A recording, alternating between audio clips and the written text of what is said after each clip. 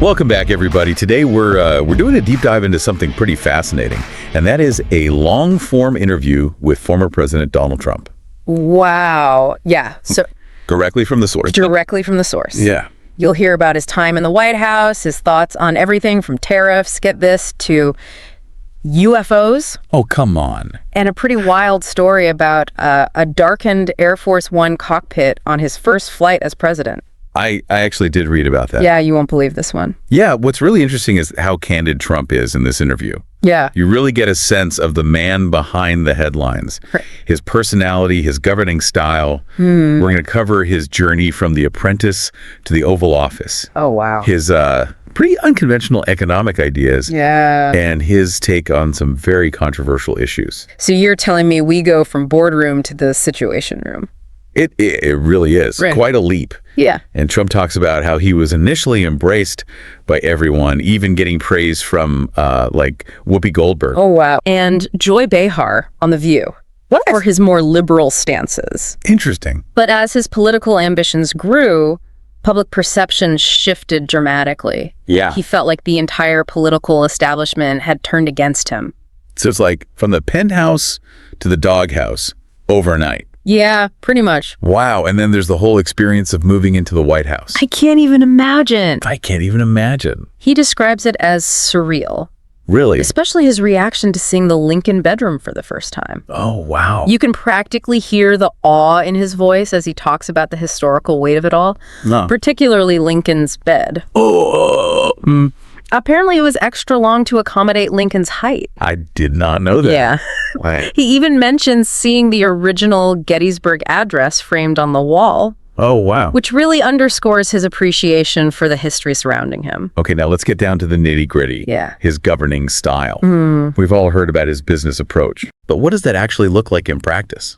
Well, he really emphasized deal-making and cutting through red tape. Yeah. He saw tariffs as a powerful economic tool, Okay. which often put him at odds with more traditional economic policies. Interesting. Get this, he even floated the idea of replacing income tax Oh. with tariffs. Oh, my goodness. Talk about unconventional thinking. That's pretty out there. And he constantly expressed frustration with government bureaucracy, especially environmental regulations, Right. claiming they were holding back economic progress. That's definitely a different perspective on environmental issues. It is. Did he elaborate on that at all? He did. Okay. He believes that economic growth and environmental protection often clash. Huh. For instance, he tells a story about talking with the head of Austria Oh, wow. about California wildfires, Okay. where the Austrian leader suggested simply cleaning the forests to prevent fires. Interesting. It highlights Trump's more practical approach to managing environmental issues. So, less red tape, more chainsaws. Yeah, that's one way to put it. And what about his stance on renewable energy? He wasn't a fan of windmills, that's for sure. Really? He saw them as inefficient and an eyesore. In contrast, he really pushed for nuclear power and traditional energy sources, arguing for their reliability and cost-effectiveness. Interesting. This ties into his approval of the ANWR oil drilling project in Alaska, Right. a decision that was later reversed by the Biden administration, much to his disappointment. Speaking of things that probably disappointed him, let's talk about his claims of a rigged 2020 election. Oh boy. He hasn't exactly been quiet about those, has he? Not at all. Yeah. He firmly believes that widespread voter fraud and interference cost him the election. Okay. He cites things like changes to voting laws, limited ballot access in certain areas, and the suppression of the Hunter Biden laptop story as evidence to support his claims. He specifically points to those 51 intelligence agents who claimed the laptop was Russian disinformation Right. as a major factor influencing the election's outcome. He saw that as a deliberate attempt to discredit him and sway voters. This also connects to his strong support for voter ID laws and skepticism towards mail-in ballots, Okay. policies he believes are crucial for ensuring election integrity. Right. He directly challenges arguments against these measures, highlighting the ongoing debate about balancing voter access with preventing potential fraud. Okay, buckle up, because this is where things take a turn for the unexplained. you. Trump's thoughts on UFOs?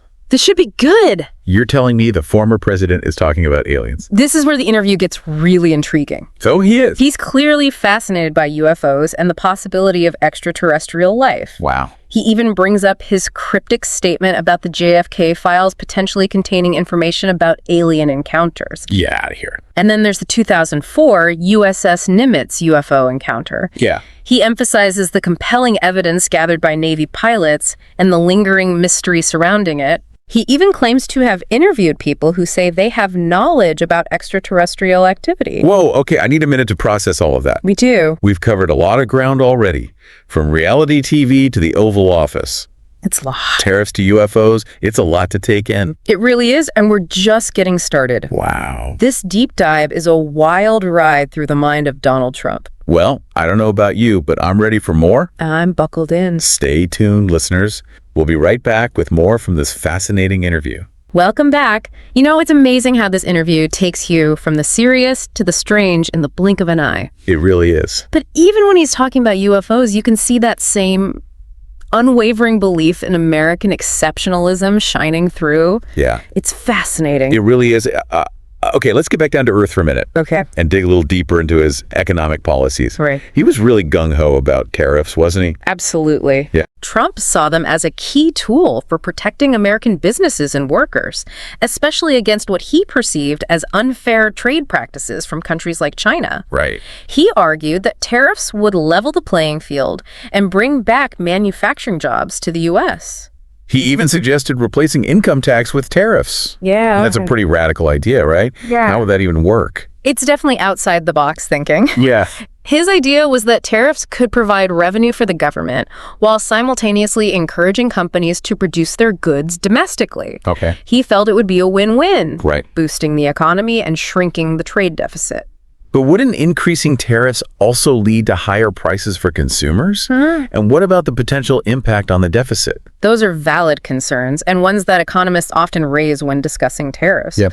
Trump acknowledged that tariffs could impact the deficit in the short term, but he maintained that his tax cuts and deregulation efforts would ultimately generate enough economic growth to offset any increases.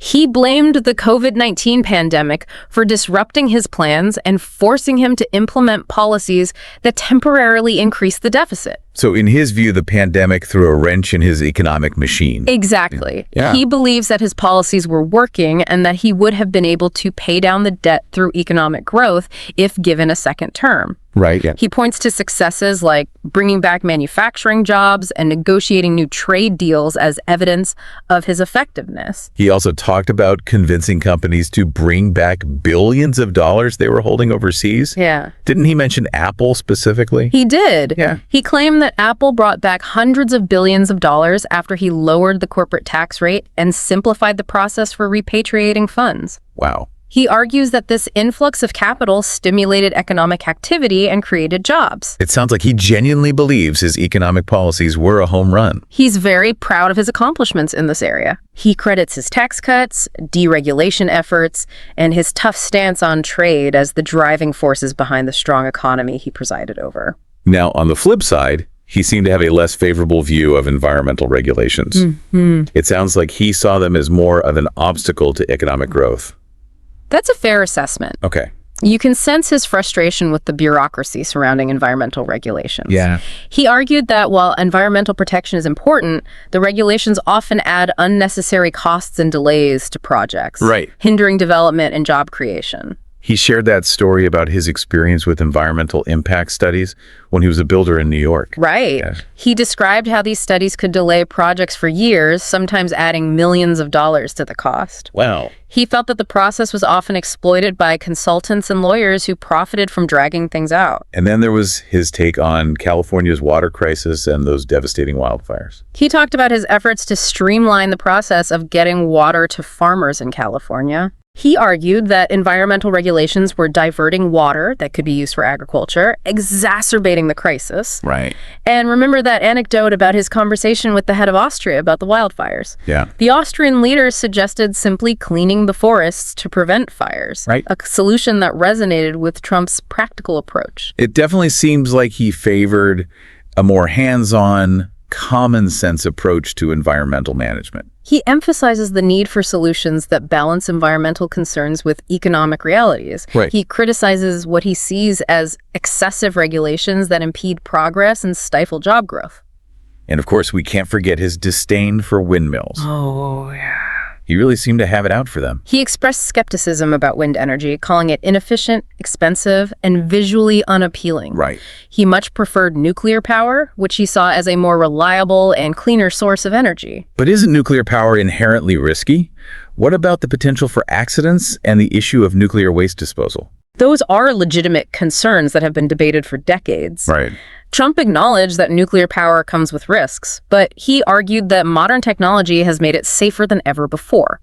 He believed that nuclear power should be a key part of America's energy portfolio, especially as the country transitions away from fossil fuels. He also expressed disappointment over the Biden administration's decision to reverse his approval of the ANWR oil drilling project in Alaska. That decision clearly frustrated him. Yeah. He viewed it as a missed opportunity for the U.S. to achieve energy independence and create jobs. Okay. He argued that the project could have been executed safely and responsibly, providing a significant economic boost to the region. So it seems like he's a strong proponent of utilizing America's natural resources, even if it means facing criticism from environmental groups. He strongly advocates for tapping into America's vast reserves of oil and gas to achieve what he calls energy dominance. He criticizes the push towards renewable energy sources, arguing that they are not yet viable alternatives to fossil fuels. Now, let's shift gears and talk about another issue that's central to his narrative. Okay. Election integrity. Big one. He's been incredibly vocal about his belief that the 2020 election was rigged against him. He has. Yeah. He consistently claims that widespread voter fraud and interference cost him the election, pointing to various examples as evidence. Right. He specifically cites the expansion of mail-in voting during the pandemic, the lack of voter ID requirements in some states, and the suppression of the Hunter Biden laptop story as key factors that he believes contributed to his loss. He seems particularly fixated on those 51 intelligence agents who claimed that the Hunter Biden laptop was Russian disinformation. Yes. He views that incident as a deliberate attempt to discredit him and influence the election. Right. He believes that this disinformation campaign, along with other efforts to undermine his presidency, sway public opinion, and ultimately cost him the election. He's also a staunch advocate for voter ID laws, isn't he? Absolutely. He argues that voter ID laws are essential for ensuring fair and secure elections, preventing fraud, and ensuring that only eligible citizens are casting ballots. He pushes back against argument that these laws disproportionately disenfranchise minority voters, framing it as a matter of balancing voter access with the need for security and preventing fraud. So from his perspective, it's about making sure every vote is legitimate and protecting the sanctity of the electoral process. That's how he sees it. Yeah. He expresses a deep mistrust of the current electoral system, arguing that it's vulnerable to manipulation and that steps need to be taken to ensure the integrity of future elections. Now, before we wrap up this deep dive, let's revisit that unexpected detour into the world of UFOs. Here we go again. It's not every day you hear a former president talking about aliens. You're telling me it's one of the most intriguing parts of the interview. It is. He seems genuinely fascinated by the possibility of extraterrestrial life and the mysteries surrounding UFO sightings. He even mentions his decision to release some of the JFK files, which some believe contain information about alien encounters. Right. And then there's the 2004 USS Nimitz UFO encounter. He seemed pretty convinced by the evidence gathered by those Navy pilots. He highlighted the compelling nature of their accounts and the lingering questions surrounding the incident. Yeah. He even claims to have spoken with people who claim to have firsthand knowledge about extraterrestrial activity. Wow. Okay, I have to admit, I'm curious. Yeah. Did he share any details about what these individuals told him? He doesn't go into specifics, but he implies that their accounts were credible enough to pique his interest. Okay. He seems to approach the whole topic with a sense of curiosity and wonder. Right. Which is a stark contrast to the often dismissive attitude towards UFOs in mainstream circles. So it sounds like he's entertaining the possibility that we're not alone in the universe. It seems that way. That's quite a thought coming from a former president. It is. And it's a reminder that even someone who occupies the highest office in the land can still be captivated by the unknown. This deep dive has taken us on quite a journey, from the halls of power to the mysteries of the cosmos. We've covered a lot. We've explored the mind of a man who love him or hate him, has undoubtedly left his mark on American politics. He's a complex figure, full of contradictions and unwavering in his beliefs. Yeah. This interview provides a glimpse into what drives him, what he values, and what he sees as his legacy. It's a lot of process, that's for sure. It's remarkable how this interview covers so much ground, from policy details to personal anecdotes, and even those intriguing UFO claims. It is. It really is. What stands out to you as the most significant insight into Donald Trump's worldview? I think what strikes me most is his unwavering self-belief and conviction. Yeah. He truly believes in his abilities and his vision for America. He's not afraid to challenge conventional wisdom or even alienate allies if he believes it's in America's best interest. We definitely saw that in his approach to trade negotiations. His skepticism of international agreements and his willingness to use tariffs as leverage. Precisely. Yeah. He operates from a position of strength and isn't afraid to play hardball to get what he wants. And while that approach has its critics, Of course. it's undeniably part of what makes him such a compelling and controversial figure. It's that unwavering belief in his own judgment Yeah. that both attracts and repels people. Exactly. His supporters see it as decisive leadership, while his detractors see it as arrogance and recklessness. And this interview really highlights that dichotomy. You see his conviction in everything he talks about, from his economic policies to his stance on election integrity, Right. and even his fascination with UFOs. It makes you wonder, doesn't it? What is it about Donald Trump that resonates so strongly with his supporters, Yeah. even when he goes against the grain or makes claims that are disputed by experts?